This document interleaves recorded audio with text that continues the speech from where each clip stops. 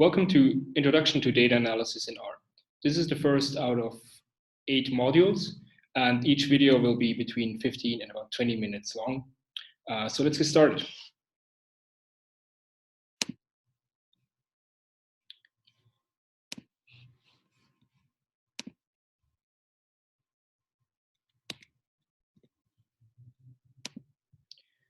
So today I will go over some preliminaries. I will introduce the R statistical package and programming. I will show you how to get started, how to use the RStudio integrated development environment.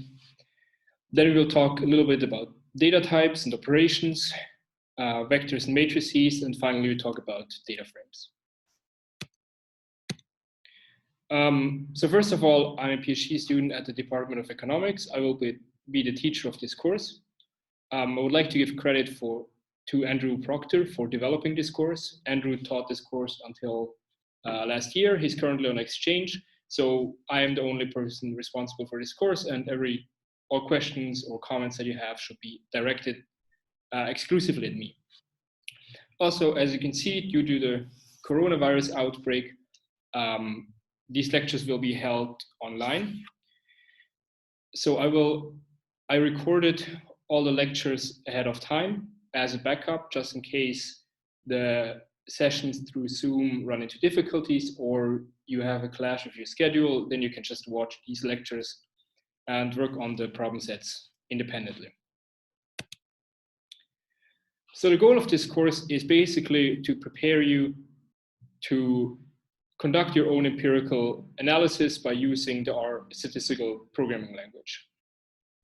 I will introduce you to the basic R functionalities and then show you how you can use user-written commands and packages to conduct your own analysis and to manage data and do a variety of things to conduct your research.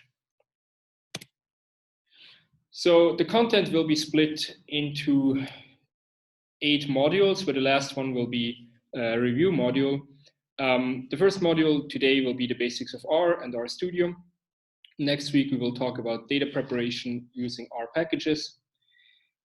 Then we will talk a bit more about programming techniques, like more general ways of how you structure programs, what kind of routines you can use to automate certain processes. And this will be a fairly general module, so a lot of those concepts apply to basically all common programming languages. We also talk a bit more about managing data sets. Module 4 will be about project management and how to create dynamic documents in R. 5 and 6 will connect a bit more to the econometrics you have learned previously by learning how to conduct regression analysis, visualizing data, and also using more advanced methods from econometrics like instrumental variables or panel data. Module 7 will be kind of a bonus module where I will introduce some concepts from machine learning and talk a little bit how machine learning differs from econometrics or differs from the way you have been taught statistics so far. The seminar structure will be the following. We will start each seminar with an introduction of new content. So the content will be similar to the videos that you're watching right now. In fact, they will be basically identical because I will not introduce any other material than what I talk in these recorded lectures. However, since these are 3-hour seminars and I only talk for about 45 minutes, we will have the remaining roughly 2 hours basically for you to start working on your assignments, and I will stick around to answer your questions. We will be holding these seminars through Zoom, and Zoom allows us to interact both ways, so I can hold my lectures by sharing my slides like I do now, but then while you're working, you can share your screen if you run into a problem, and I can help you directly and see directly where you get stuck with your code. Attendance is not mandatory. If you feel comfortable just going through the material on your own or watching these lectures, and if this is enough for you to solve the problem sets and make progress, that's totally fine. The only thing that is required for the examination is that you hand in completed assignments, and yeah, if you do not need to attend either seminars nor watch the lectures. There will be no office hours.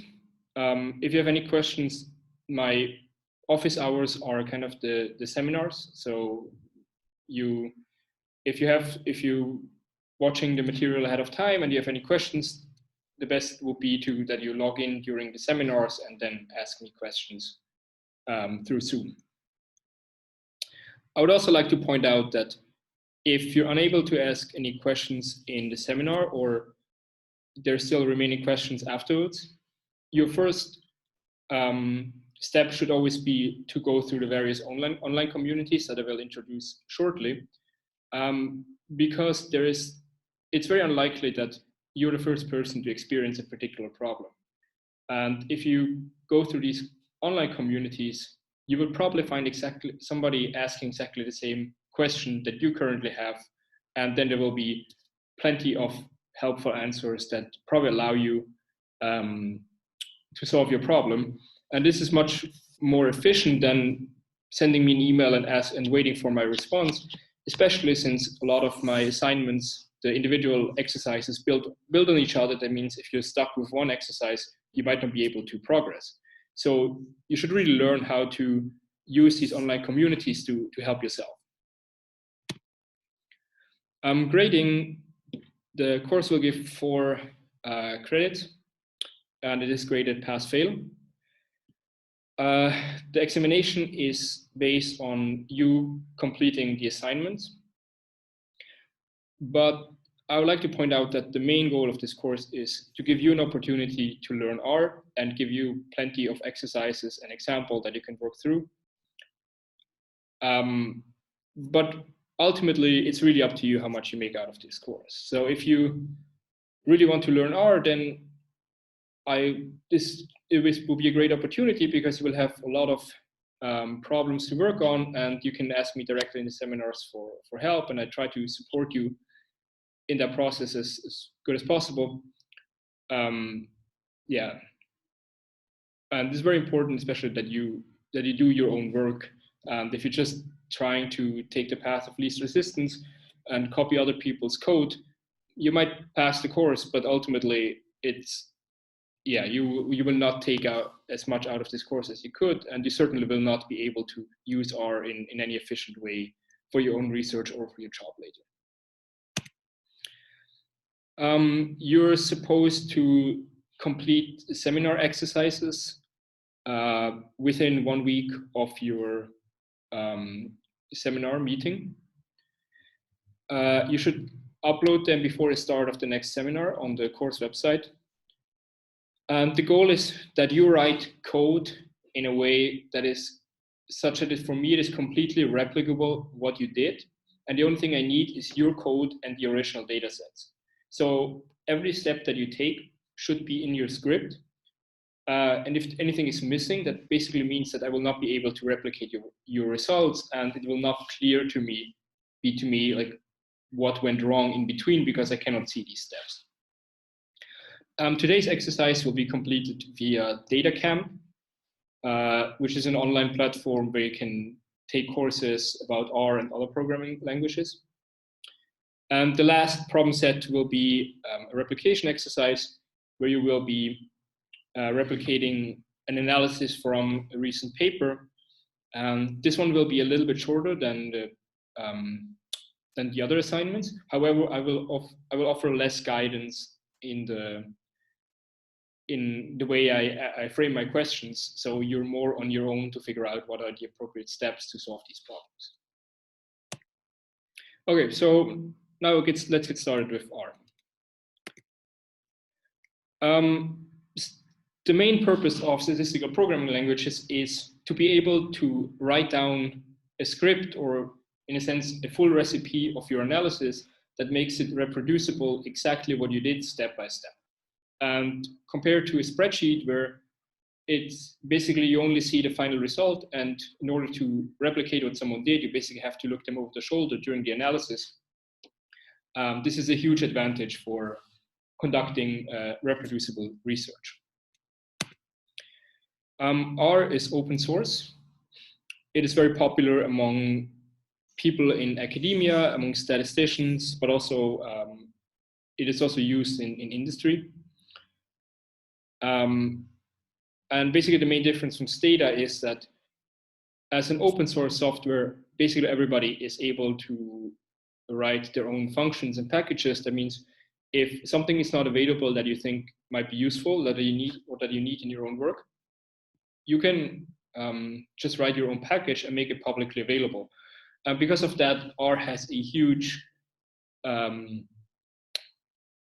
library of publicly available packages for, and often for even very recent statistical developments and techniques that might not be available in any other programming languages that belongs to a corporation, because there every command basically has to be approved by the corporation.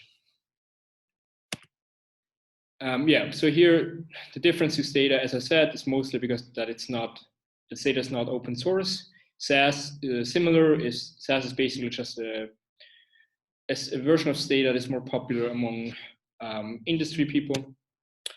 Python is also open source, but it's more general purpose. So if you're building statistical analysis that you want to embed into other software, that might be your preferred choice. And MATLAB is particularly popular among people who do mathematical modeling, such as macroeconomists, for example. It can be used for econometrics, but it's not as popular as Stata or R. For learning R, useful resources are DataCamp, where we will have the first session or the first assignment. And then there's also a variety of RStudio cheat sheets that tell you basically on 1 or 2 pages a lot of commands and how to use them. Quick R is a blog that you can use. Stack Overflow is definitely a website you should use. It's basically impossible to pass any programming course without an extensive use of Stack Overflow, because basically every question that you might ever run into has been asked on Stack Overflow before, and it probably has been answered by somebody who knows exactly what they're doing and might explain to you why you run into a specific problem and how to solve it. All right, so let's get started in R. The first thing I would like to talk about is RStudio. RStudio is an integrated development environment, which means that it's a piece of software that builds on top of the programming language that you have installed on your computer. So RStudio itself is not the programming language. It just gives you a way of working with the programming language more efficiently. RStudio basically has the following layout. It consists of 4 pieces. We have in the top left corner a script editor where we can write a script and everything that we want to save. Below that, we have the console where we will see output. We can also directly write commands here. Like if you want something that should be executed quickly, but we don't want to have this as a part of our script, we can type it directly in the console. On the right top part, we can view all data that is currently stored in the memory. So all variables here like X, Y, or if we have a data set, like the example here, will be visible here. And you can also click on them and it will be shown like a data browser in Stata. And here in the lower right corner, you have a panel that shows you either plots if you want to plot something, or it shows you the help file if you ask for help file.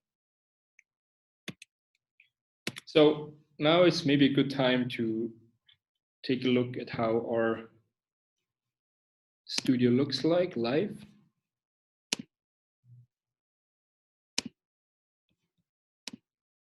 So if you open RStudio, this is basically what you get. There is just on the left side here the console, because there's no script yet.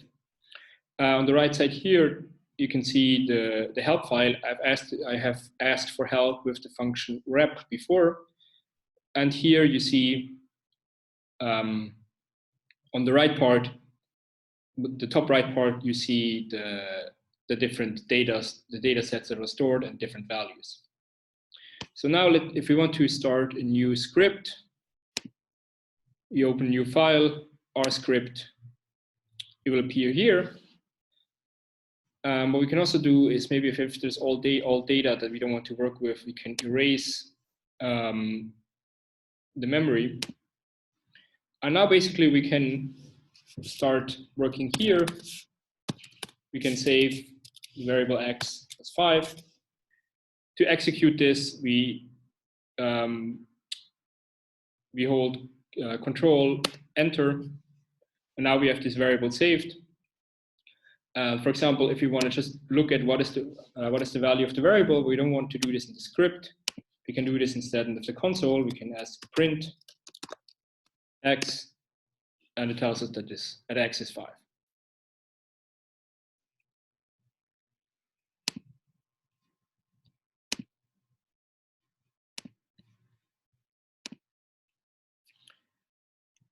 So going back to the script, to the slides, as I already said, by typing Control Enter, you are executing the current line of code. If you want to execute more, you highlight it and click Control Enter. And if you want to run the entire script, you use Control Shift and Enter. Style-wise, R is a bit different from Stata in a way that basically all functions have brackets, and you're supposed to type the input to the function inside the brackets. That means automatically R understands if you're writing over several lines, because it knows that the function or the command or whatever you're typing ends when you're closing the brackets again. Help files, very useful. You should always first refer to the help files if you know what functions you're using, but you don't know exactly the syntax. And I will show you an example. You can do this by just going to the console, typing question mark, followed by the command that you have questions about. So if we go back to RStudio, we can, for example, let's say we don't know how print works. So we type question mark print.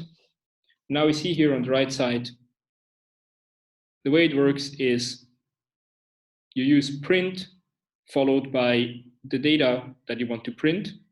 And then there are other options available.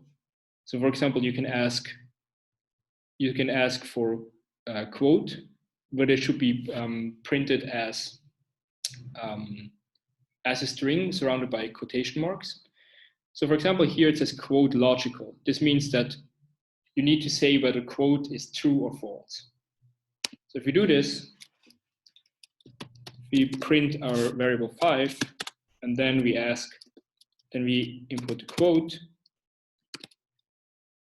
And now we say true.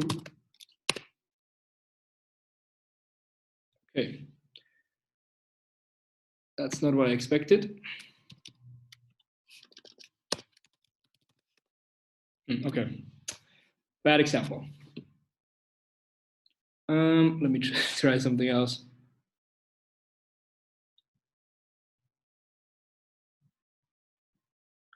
Okay, this is maybe not the best example to explain functions, but I will come back later and show you something where it makes a little bit more sense.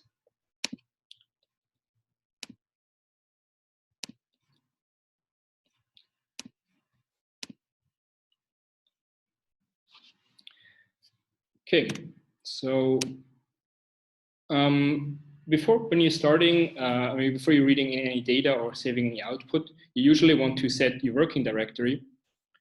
The command that you're typing is setwd for set working directory, and it takes as an input, in quotation marks, the path to the folder.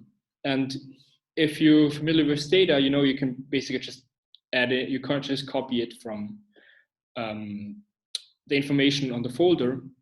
The only thing that is different from Stata is that in R, you have to make sure that using backslashes, because R does not understand front slashes as, it will not understand that this is a path.